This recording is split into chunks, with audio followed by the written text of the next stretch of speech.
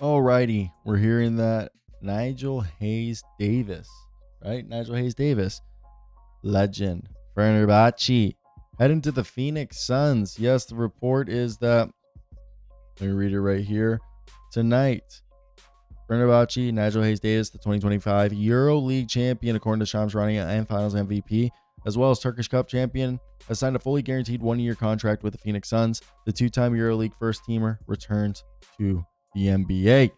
And if you guys don't know who Nigel Hayes Davis is, Nigel Hayes Davis was a guy who put up stats this year, helping Fenerbahce obviously get themselves that championship this year. And let me just read you some of his stats this year. So in the Turkish league, if we want to hear stats, 14 points per game, 4 rebounds a night, 2 assists, while shooting 50% from the field, 37% from three, averaging almost about a steal game. And then let's look at his EuroLeague stats, because if you guys didn't know, they play multiple competitions in Europe. So in the EuroLeague, this is a guy who also averaged 17 points a game, 5 rebounds a game, 2 assists a night, while shooting 46% from the field and 41% from three, about a steal a night, over steal a night, and just only 1.4 turnovers a game.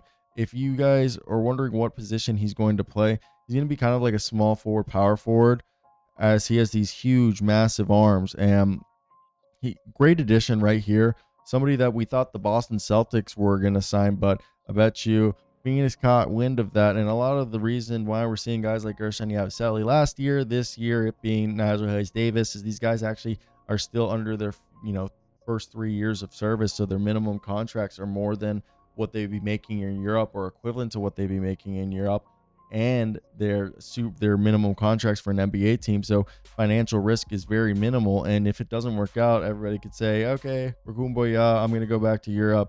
You guys can just come me. Now, a team that has Jalen Green, Devin Booker, Dylan Brooks, Ryan Dunn, Mark Williams, come on, Malawach, Royce O'Neal, Grayson Allen, Nigel Hayes Davis, Bradley Beal. Then you get to the third unit, which is Nick Richards, Oso Ighodaro, Colin Galipse, Rasheer Fleming, and Kobe Brea.